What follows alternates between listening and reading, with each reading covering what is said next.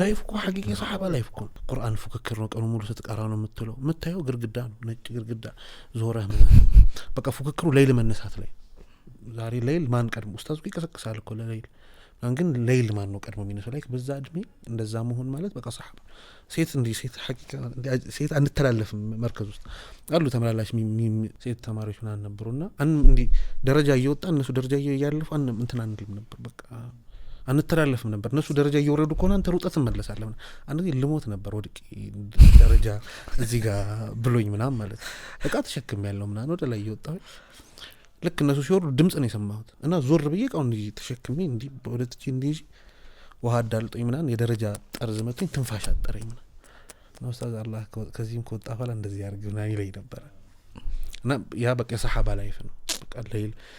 ለመነሳት አንዳንዱ ውሃ ማታ የሚጠጣ ሰው ነበር በቃ ሽንቴ ሲወጥረኝ እነሳለሁ ሌይል ብሎ አንዳንዱ ብርድ ልብስ አይለብስ ሚተኛ ነበር በአንሶላ ምናምን